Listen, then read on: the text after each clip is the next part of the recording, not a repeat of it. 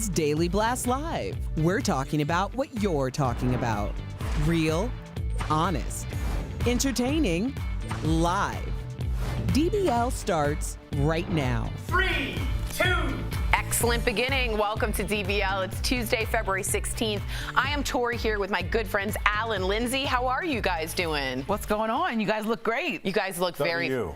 I'm a little disappointed. I was talking to Lindsay before the show about our hair. Okay. I love her hairstyle. Yeah. But she said she's about to take it down, but she I get bored. I got to take it out. She always changes. Yes. She's a changer. I love it. All right. you. Well, we know a lot of you are feeling the effects of this massive winter storm that's hit 25 states. Severe weather is causing major problems coast to coast with many in the south, and we love our southern viewers. They are not being able to travel anywhere or even shop because stores are shut down. Now, a deadly tornado in North North Carolina has now killed at least 3 people and injured another 10. And in Texas, I got a lot of you guys writing me, millions are still without any power, leaving many of you trying to keep warm with sub-zero temperatures. The cold blast has frozen pipelines and wind turbines, just as electricity demand has spiked, leading to these rolling blackouts. Now, some folks have been forced to stay in their cars. Check out this video of electricity. This is insane. Look at this. Surging across a frozen power line in Louisiana. You can hear the crackle. You hear that? Yeah. It looks like a Ghostbusters proton pack. It looks like something from Stranger Things. I mean, that's crazy. And a home security camera in Tennessee caught one man's very scary close call when his truck went sliding sideways down his street. Oh, God, Here it goes. Turns out his truck stopped just before hitting another parked car.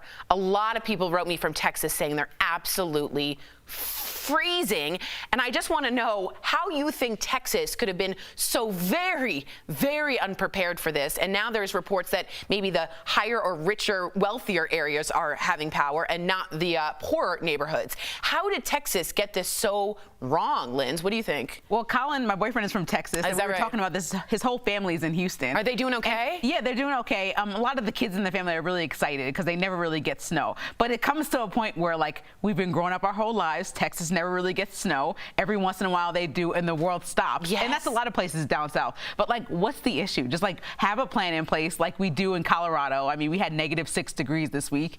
And just organize yourselves. It just seems kind of ridiculous that we're still... I think that's the issue, is that they don't have a plan in place because they probably don't have the infrastructure to deal with snow. If we're talking about Buffalo or Pittsburgh, they've got snow trucks. They've got salt ready to go. They've got people that are ready to do that.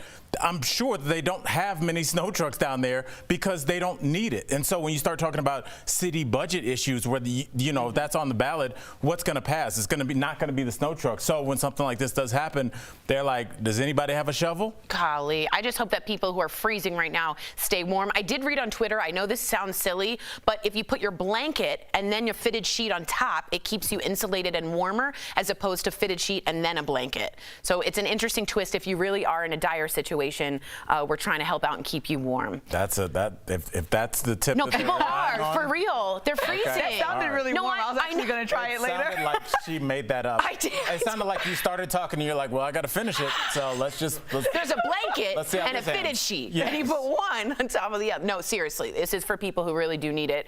And I want to spread the word. We're going to move on to a conversation that a lot of you were having. Is it fair to call out people's behavior that took place in a different time or era? Well, that's the question many asked after this old interview with Diane Sawyer and Britney Spears resurfaced. Well, now another old interview is getting a lot of attention. David Letterman, yep, we're going there, interviewing Lindsay Lohan in 2013. Many are calling Letterman out for making fun of her personal life, particularly with her struggles with addiction. Let's take a look and talk about it on the flip side. Now, aren't you supposed to be in rehab now? Do you not watch anything that goes on? Yes. And how long will you be in rehab? 3 months. How many times have you been in rehab? Several. And how will this time be different? What are they rehabbing, first of all? What is on their list?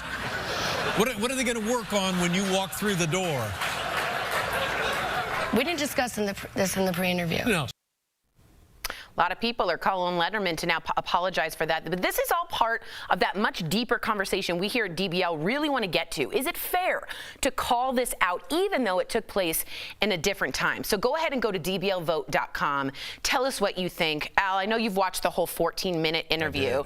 And I just want to say, if we get mad at Letterman at this, Al, are we going to go back to like Johnny Carson and get mad when he sort of flirted with Dolly Parton, or go back to the game shows when they were visibly drunk kissing contestants that we all know? How far does the line keep moving back, and what do you think about the Letterman interview? I mean, I watched the interview in its entirety, and honestly, if any of our viewers want to go back and look at it on YouTube, it's 14 minutes, it's 2 breaks, they come back after a commercial.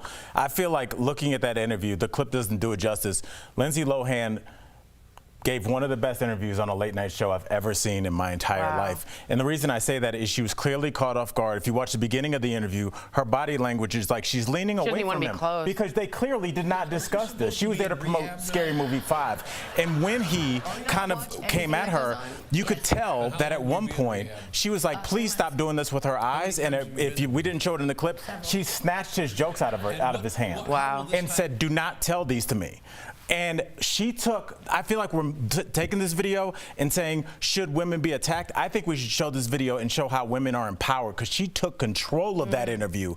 And she made Letterman back down. He did not tell those jokes. And it really, if we're going to use this video as a teaching tool, show it to everybody, but especially young women, to say you can advocate for yourself in the moment. Does Letterman deserve an apology? Does she deserve an apology from him? Yes or no? I think it'd be nice. Okay. I think it'd be nice. I think we can go back and have him apologize, but like you said, when does it stop about the apologies? I think what Letterman can do, as somebody who still has a show on Netflix right now, you took my point. Yeah, just get better, right? And I think there's room to grow for anybody. We're talking about Diane Sawyer. We're talking about all these different people that have done these things in the past that might have been acceptable. Acceptable doesn't mean appropriate. Acceptable doesn't mean it's the right thing to do. And so I think that it's up to these people to decide if they want to apologize or just be better, get better. Do you care if they don't? If Diane Sawyer says nothing? Or what if she says I have nothing to apologize? How does Lindsay feel? If she says I have nothing to apologize for, then she's actually doubling down on the wrongness. I agree with If she's just silent, then she's just saying, okay, this was 15, 20 years ago. I'm just going to be better moving forward. I would accept her silence as just being, if we watch her do an interview in 2022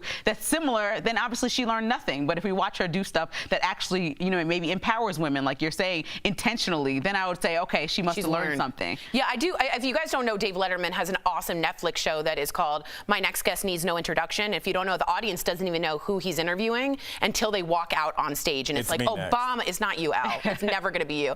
Obama, Jay-Z, some really interesting people. And I suggested Kim Kardashian is get Lindsay Lohan on that stage, have a conversation, make it almost a red table talk, which has become the forum for authenticity, I think, in 2021, or this show, which is also like that. But he does this thing, David Letterman, like even now with Chappelle. Chappelle said many times he didn't want to talk about why he decided to leave Chappelle's show when it comes down to the racism that he was experiencing that was subtle.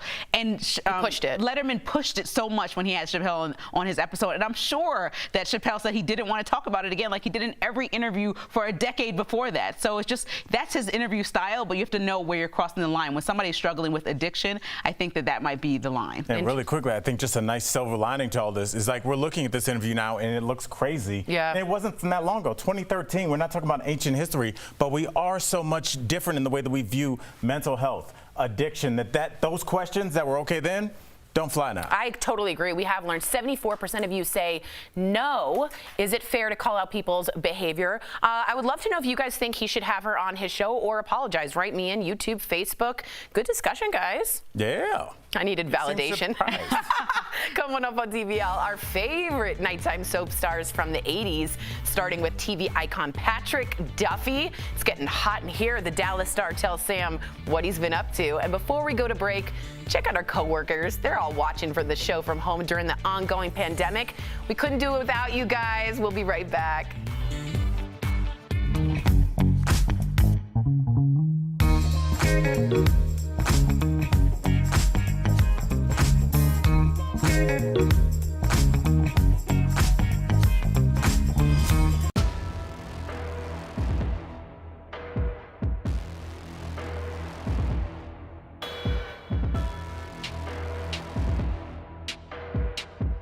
The original Queen of the South.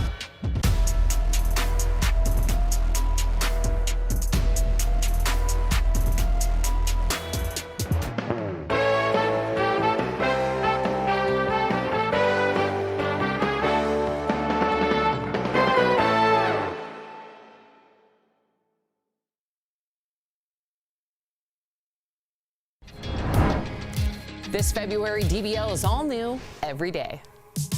No, hold on. No, I think that's ridiculous. Really? Okay. Like, it is such a joke. I was shocked. I meant for you to chime in on. I don't know what you're saying. DBL is just getting started. Here come the Pistons. I love this story. Stick with us in 2021. We're going to have a great year.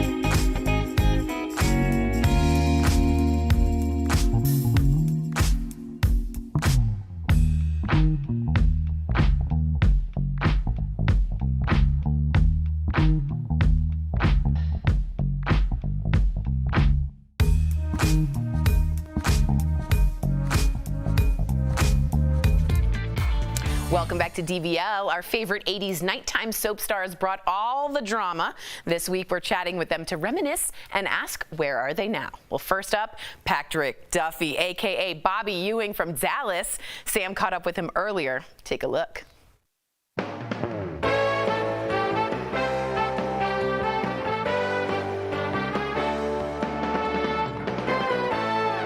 Patrick Duffy, welcome to DBL. Okay, so I have to tell you, I loved watching you on Bold and the Beautiful, but we're not going to talk about my favorite show. We're going to talk. Yeah, we're going to talk about America's favorite show, Dallas. In fact, our viewers would kill me if I just made it all about Bold and the Beautiful. So the reason why Dallas, obviously, such a big hit, but what I loved about it and what many families can attest to, that it really was, yes you, Patrick, but also the invention of appointment television. I mean, millions of people stayed home every Friday night to tune in. So what was it like being launched into that kind of fame? The whole world knew you. Well, it was, we can only look at it now in retrospect, and we have all of this technology now that we didn't have when we premiered in what was it, 78, I think. We were pushed into a huge ratings reality that just seemed a normal step up in terms of hit shows. And once we realized we were hit shows, we had Larry Hagman, who was recognized worldwide, and he really set the stage of, this is just normal, everybody, so get used to it. And now we realize just how important it was that the entire viewing world would stop what they're doing on a specific time at a specific night and just stay glued to the television, and then couldn't do anything about it for 7 more days. Your dirty deals might just get somebody killed one of these days. I'm sure everybody always asks you what's the best part about being or playing, Bobby Ewing, and I want to know that answer. But what was the worst part? Was there a downside? In the very beginning, there was a downside. The show became, all about good versus evil, etc., on various levels, of course. And I was always the good guy, which I really enjoyed doing.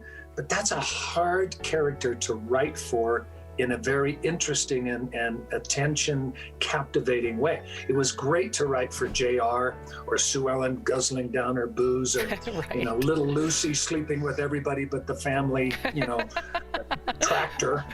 To this day, I don't wake up or go to sleep not being grateful that Dallas existed in my life. Wow. Listen, it's so nice to hear the gratitude, considering what a gift it was. A gift. Now, when you were in it, though, what was the best part of playing Bobby? Was it just the rock star status? What was it? It's having your name on a parking place right in front of the stage door. That sounds like a dream. Okay, so let's talk about season 9 of Dallas, because that was AKA the dream year. Your character returned to the show right in that famous shower scene after the whole world thought that you had died. So I gotta know, what did you really think of that plot twist? Well, I've had to defend it, obviously. Our audience, our rabid, devoted fans, devoted an entire year emotionally to what they thought was the new incarnation of Dallas, and to then find out that none of it counted. I understood their frustration. So Larry called me, and I picked up a message. His voice was on there, and he just said, "Patrick, Larry, come out to Malibu. Let's get drunk. I want to talk to you." And that's how that basically, the only part that surprised me was that he wanted to talk to me. And I turned to my wife and I said, they're going to ask me back on the show. Wow. And I just knew it instinctually. And her immediate reaction was, well, there's no way they can do that unless the whole last year was a dream. Wow. And that she did not give them the idea, but Leonard Katzman had the same idea, and he then told me when I went to have a meeting with him. But that was the only way to erase, without getting into a huge half a year of solving that problem, getting rid of that character, et cetera, et cetera. At that moment, we went right back to what the story plot line was the day that Bobby died, and he just didn't die then. And that was the whole thing. Stay with us. When we come back, we'll chat with Patrick about his real-life love story. It's so romantic, you won't believe which fellow TV star he started dating during COVID. Stay with us.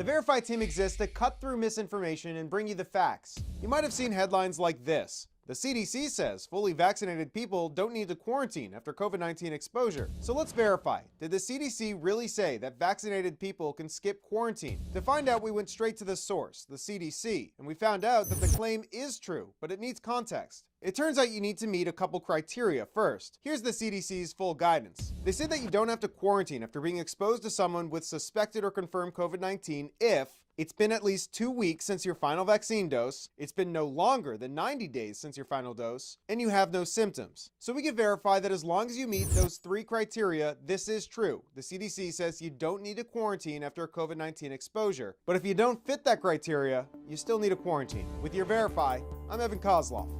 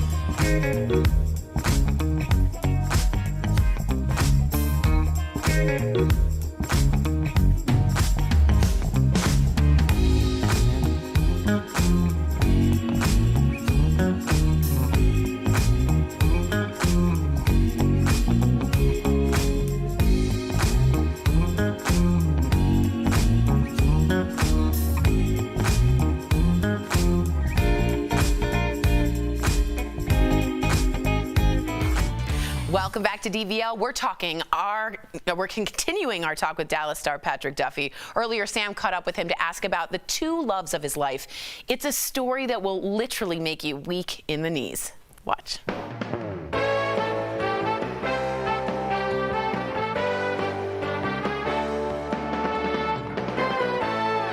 So you spent 43 years with your beautiful wife before her passing just a couple of years ago.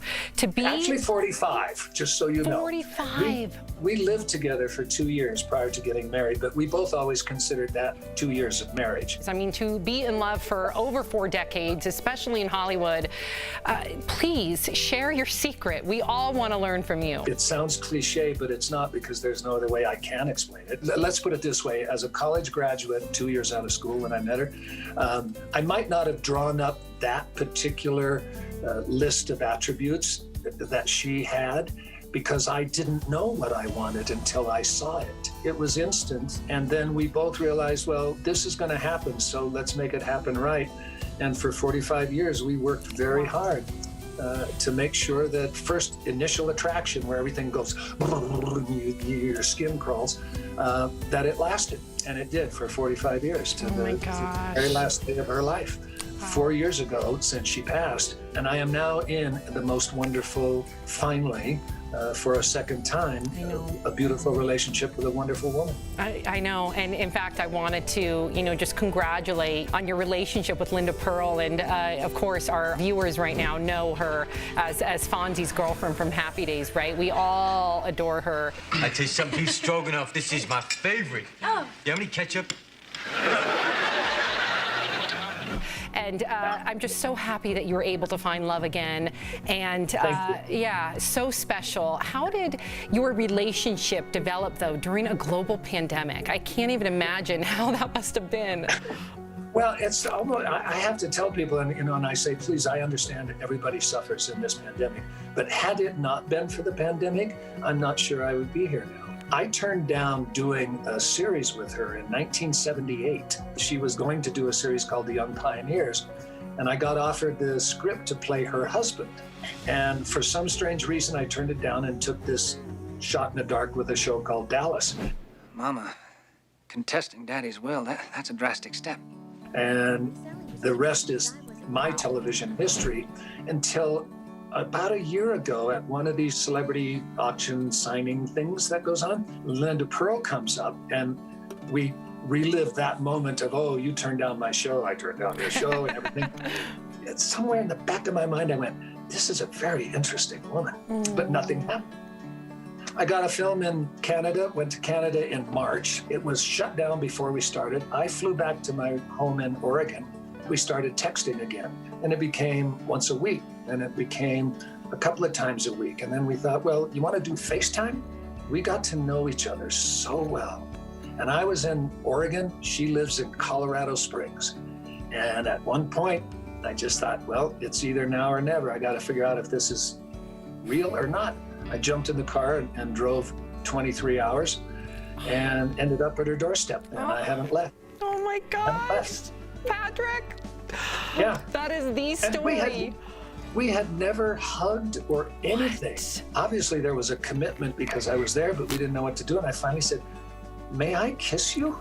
Stop it. And that's I can't. This is a Hallmark movie. I feel like you just read me a script, and I love myself some Hallmark movies.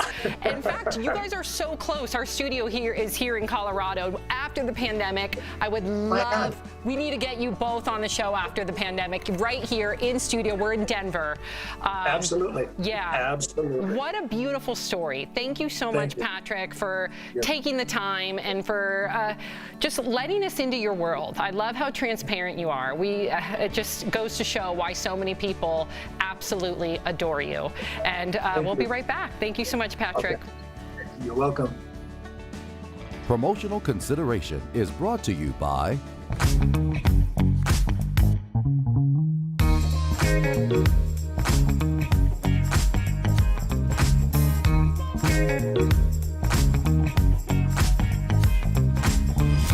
Could all the COVID-19 particles in the entire world fit inside a can of soda? Why are we talking about this? Well, a viral post has been popping up on Facebook, Twitter, and in hundreds of articles with the claim that all the SARS-CoV-2 in the world equals about 160 milliliters, or about half a can of soda. So is this true? To find out, we checked with the Institute for Health Metrics and Evaluations, or IHME, a study in the National Library of Medicine, and with Christian Yates, a lecturer in mathematical biology at the University of Bath in the UK. Short answer, this is definitely an estimate, but the math checks out. This claim originated from a blog post where Yates was asked to calculate the total volume of SARS-CoV-2. He found that it would fit in a can of soda. So do his numbers add up? Well, we pulled data from the IHME, WHO, and a study in the National Library of Medicine. If you combine their data, it shows that there are about 200 quadrillion SARS-CoV-2 particles in the world at any given moment. For reference, that is a 2 with 17 zeros behind it. Since the virus is incredibly small, though, that actually only comes out to a total volume of about 120 to 160 milliliters, or less than half a can of soda. Bottom line, based on current data, yes, all the COVID-19 particles in the world could fit inside a soda can. That's verified. With your Verify, I'm Jason Puckett. At DBL, we're always on. I'm in control. You're trying to give a conversation up here. Shouldn't he be held accountable? Absolutely. This is where I'm going to push back. Is this my shocked face? Tori, I will walk off the set. You should. This February, DBL is all new. I agree with Al on this one. Every day. Yeah, wow, I said it, Tori. Yo. I'm in control.